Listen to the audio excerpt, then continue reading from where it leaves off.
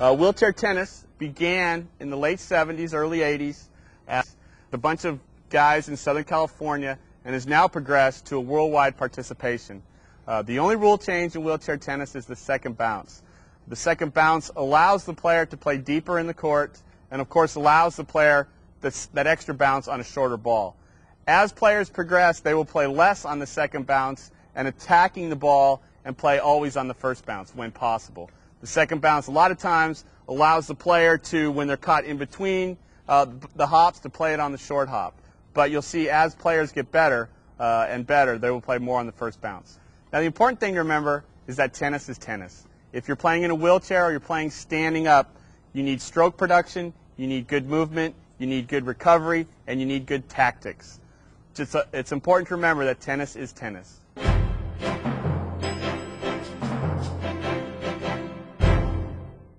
Obviously, equipment is key. Chairs are like shoes. You have basketball shoes, tennis shoes, like we have basketball chairs and tennis chairs. Now I'd like to introduce you to Carl so we can go over his chair. Carl's chair is a three-wheel chair with a wheel in the back. That fifth wheel in the back, we call it, allows Carl to have no fear of going backwards when he reaches back for a shot or tries to get that extra spin on his serve.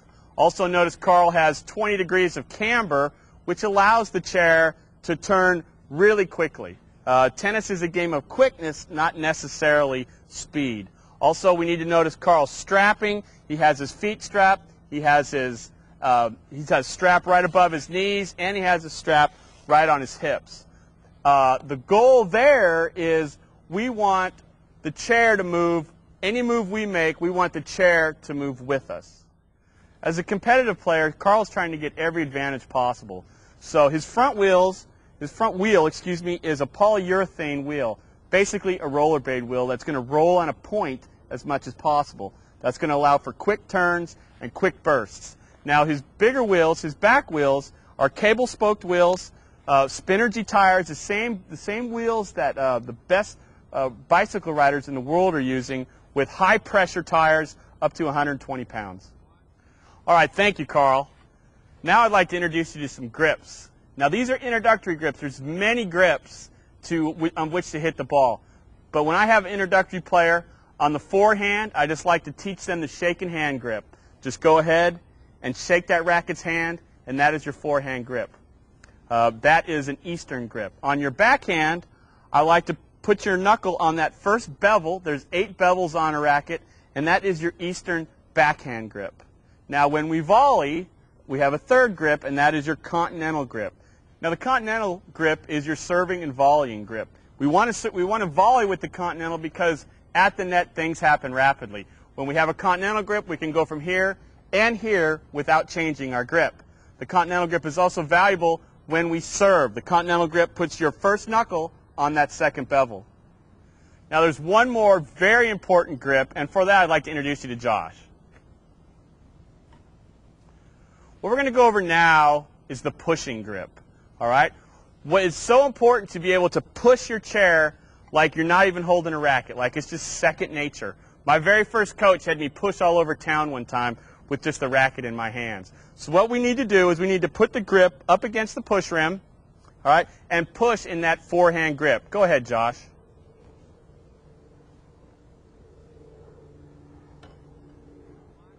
Now I want to get into stroke production and chair positioning. Each of them go hand in hand together. I like to teach in progressions where the backswing is 1, point of contact is 2, and the follow through is 3. That way I can reference 1, 2, and 3. Also, of course, the chair is in position. You'll find a lot of introductory players will get their chair to here and be peeking over their shoulder trying to hit the ball. What I like to see is a chair at a 45-degree angle where they are open and they can see what's in front of them and see the court in front of them. Now there's an old saying that spin wins, which is very true. So even the introductory players, right away I'll try to create some spin. A lot of players just have a natural stroke, which will create some natural spin. But what we'll try to do right away is either create some top spin by coming over the ball or some underspin, slice, by coming under the ball.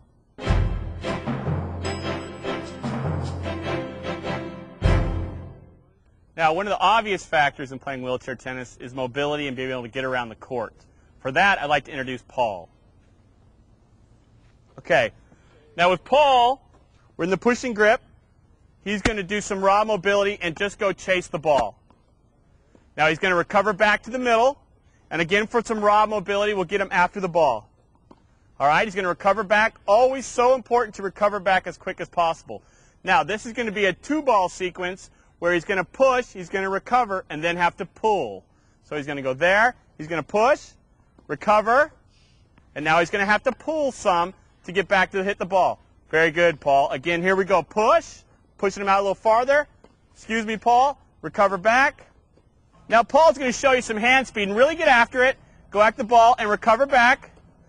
Again, watch Paul. Quick little staccato hand speed. Good. Now we're going to have Paul pull. Pull back, Paul. Boom. And now we're going to hit a floater, and Paul's just going to be adjusting his chair the whole time. Oh, we had a little problem there.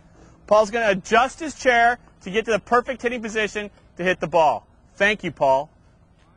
Now another phase of pushing is our technical and tactical pushing, where we push in angles.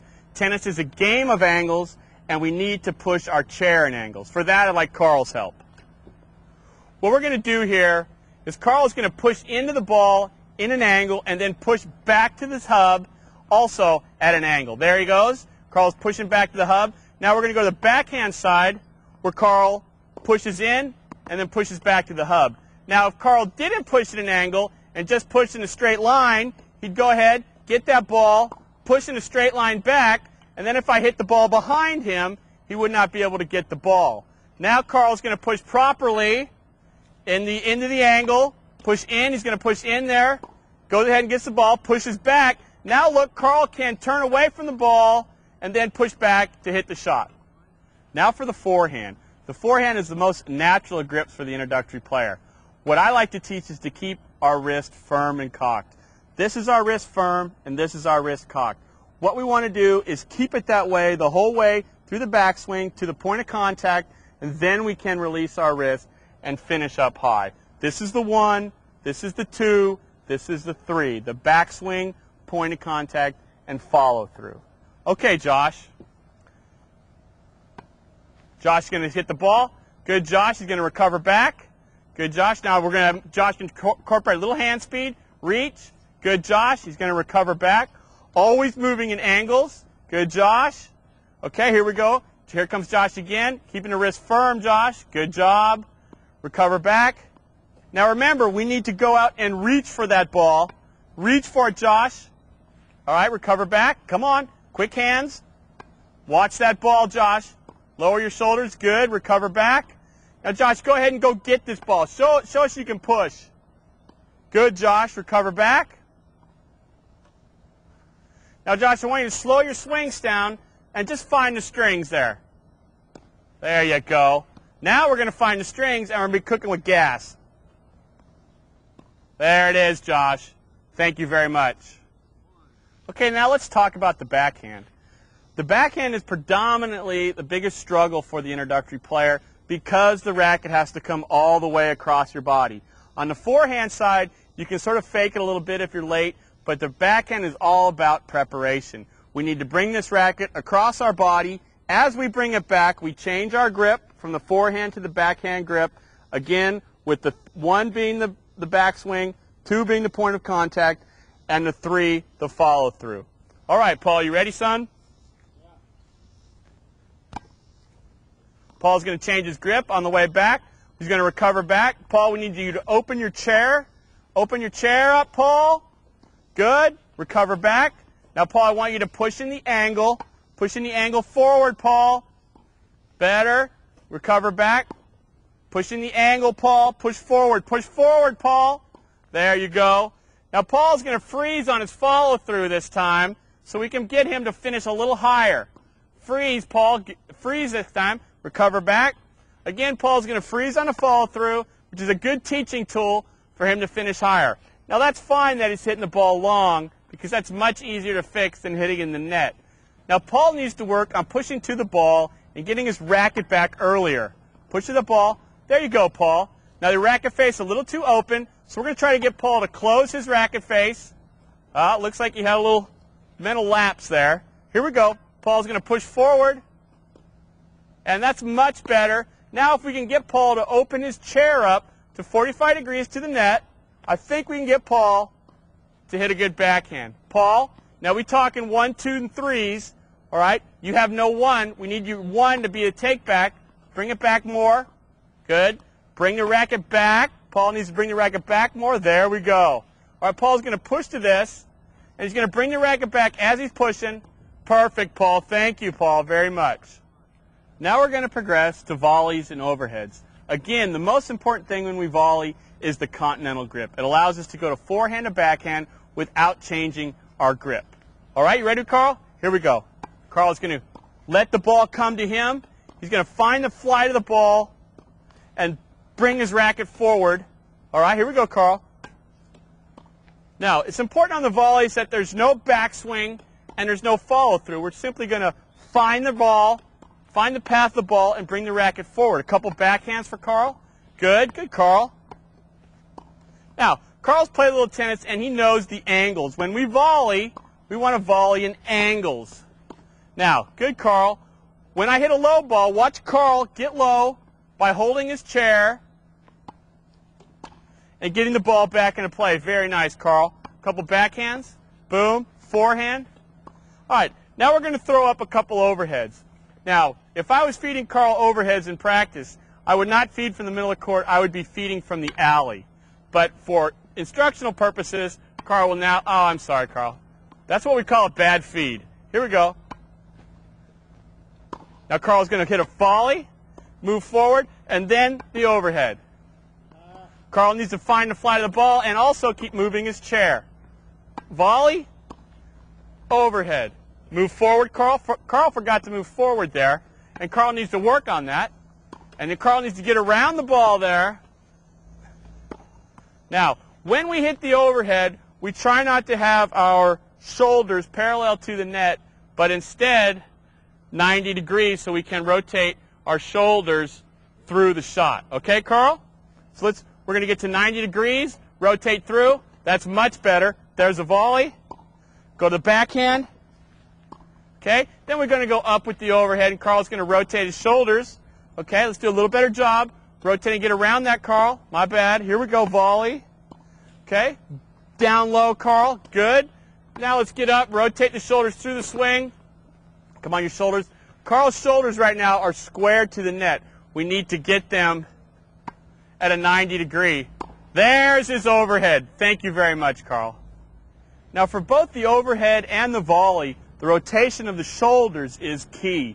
If I'm going to play with my shoulders parallel to the net, all that's getting the ball over the net is my arm and my hands, all right? Now, if I volley and I turn my shoulders, I can rotate my shoulders through the swing, also with the overhead. If I'm here trying to hit overhead, I'll just simply be pancaking the ball with my arm. If I get to here and get my chair 90 degrees to the net, I can then turn and rotate my shoulders through the ball, thus driving the ball through the court.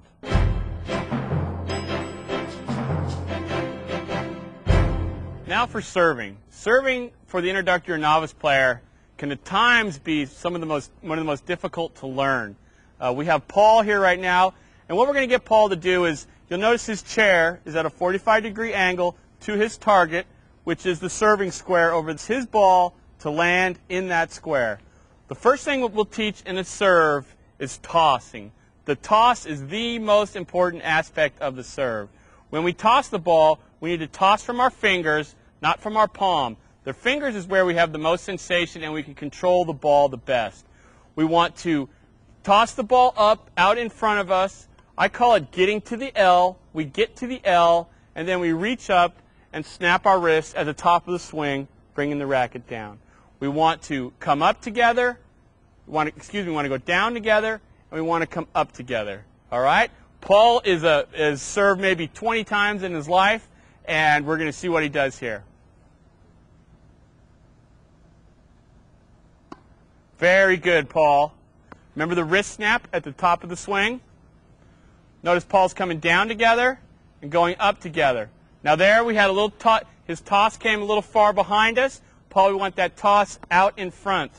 All right, now, a common question is is the adjustments. What are we going to do when a ball is long or a ball is short or into the net? What we need to do, almost all adjustments are in our toss. You'll notice all introductory servers, almost all servers, have problems with their toss. We do not want to be chasing our toss. We want to find a place where the toss is familiar, where we're always hitting the same swing. Now, if Paul is continually hitting the ball deep, a logical guess would be that his toss was somewhat behind him.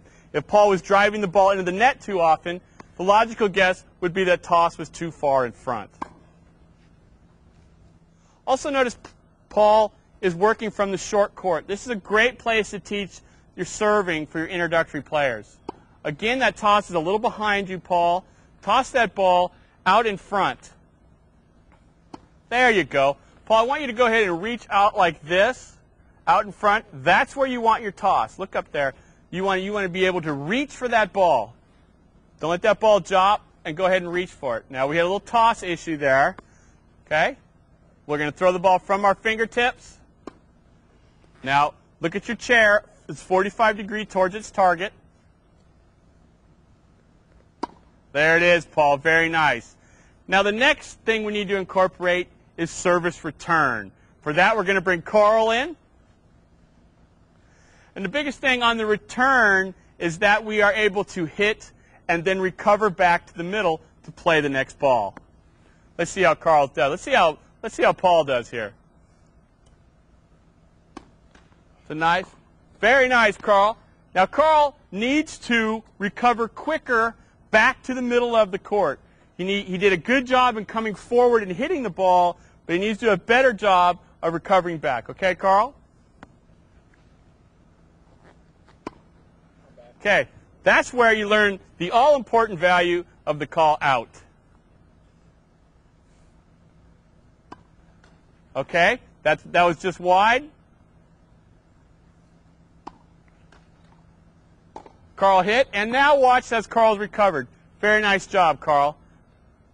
Now, we want to snap the wrist at the top of the swing because that's where we're going to generate our racket speed. Racket speed is key on the serve. We want to accelerate at the top of the swing instead of decelerating.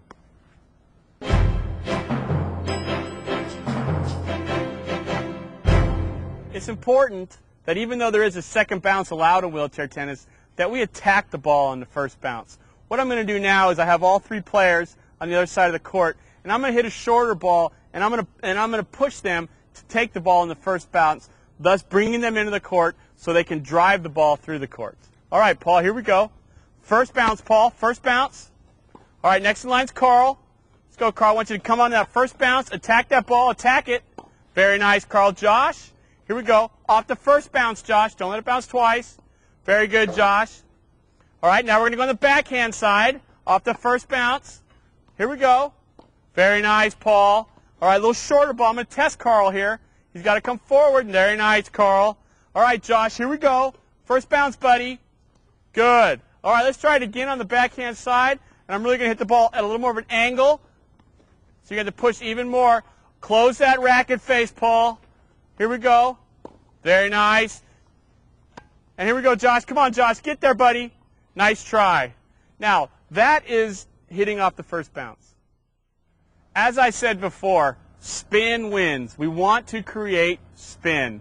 Now, I'm going to hit some shorter balls. And, gentlemen, I want you, when you hit this ball shorter, you're going to be closer to the net, to lead with the top edge of your racket. That will create a natural topspin. Tendency of ours sometimes is to open the face, but we want to drop our hands below the ball and lead with the top edge of the racket. Okay, here we go, Paul. Come forward. Lead with that top edge.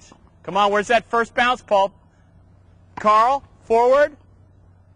Now that is spin. Nice job, Carl. Here we go. Oh, you better get away from that. Push right to that ball now. Here we go. Paul, top spin.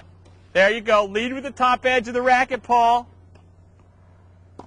Very nice, Carl. Come on, Josh. I'm waiting for you, buddy. Here you go. Good, Josh. All right, Paul. One bounce this time. Paul's not hitting the ball in the first bounce. We're going to get him hit the ball in the first bounce.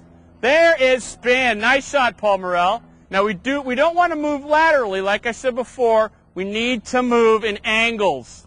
So Josh, even though he hit down his second bounce, I like the fact that he came forward. Okay, Paul, we're going to get Paul to lead with that top edge of the racket. Now Paul had one or two more pushes left in him before he hit the ball. That's another common mistake by the introductory player is reaching for the ball instead of pushing. Carl here is going to show us exactly how to push to the ball and hit the ball with spin. Very nice, Carl. Now again, the key there, when we want to hit with spin off the forehand, is that we lead with the top edge. That is topspin. Hitting the ball cross court.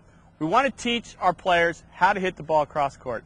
It's important because they get to hit the ball out in front is key, and the net is 6 inches shorter. A cross court shot is hitting the ball diagonally from one side of the court, diagonally to this side of court. All right, Josh, here we go. Out in front, Josh.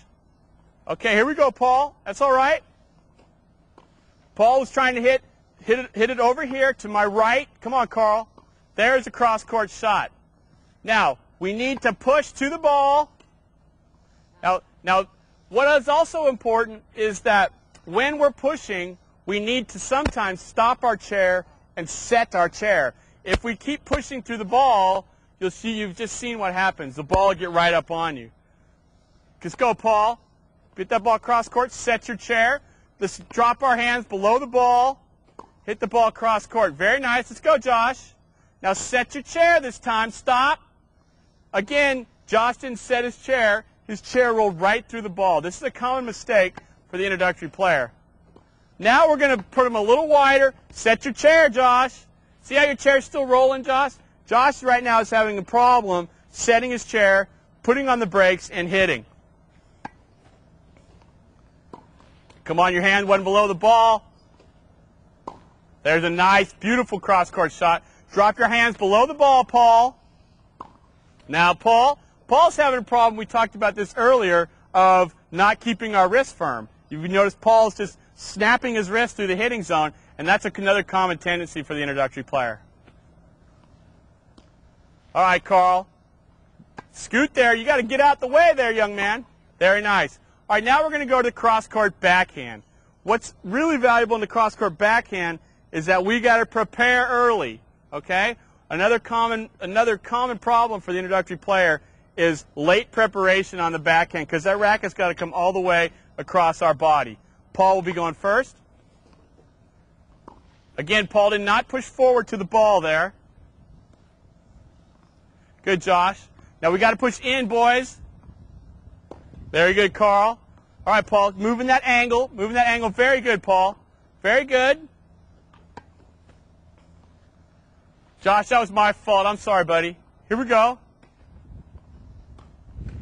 Okay, now Carl there is also having a problem setting his chair, stopping and hitting. He's pushing right through it. Thus, he's not able to drive the ball as well. Very nice, Paul. Again, Josh, we need to set our chair. Stop, put the brakes on, okay, and hit. Okay, here we go, another cross court. Very nice. The cross court shot is so important, okay? When we get in the rally situation, when everything's happening so fast, we want to instinctually be able to hit the cross court shot.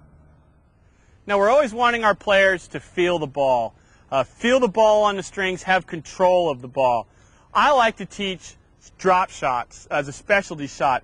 One drill I like to do is see if our players can hit the ball and it bounce 3 times before it gets to this service line.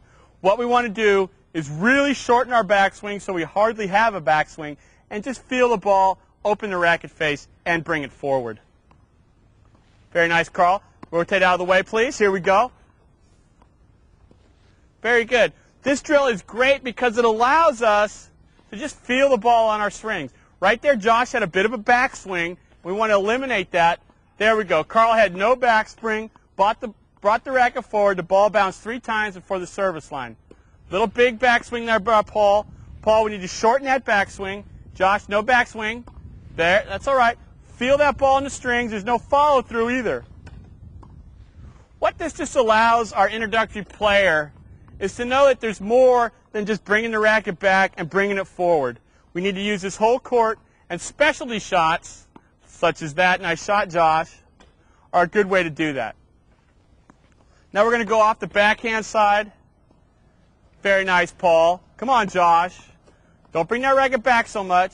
Again, Josh, we need Josh to set his chair instead of just rolling through it. Like right there, Carl did a nice job of setting his chair, but Carl opened his racket face too much and created too much of an underspin. And here we go, Josh.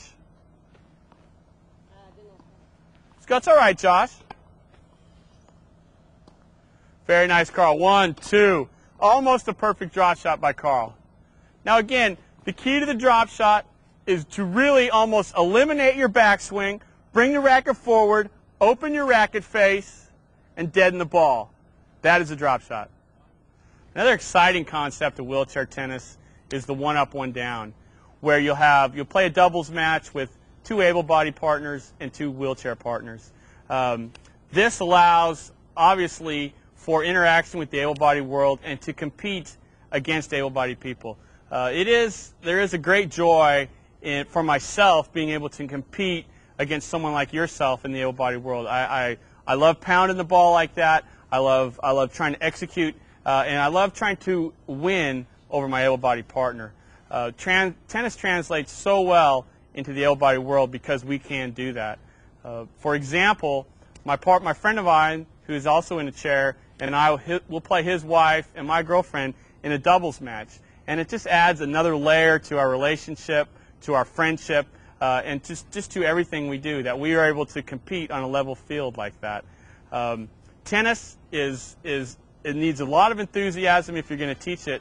So know your stuff, know your drills, know your skills, but more than anything, just be enthusiastic and have your heart involved, and everything will be fine. Thank you.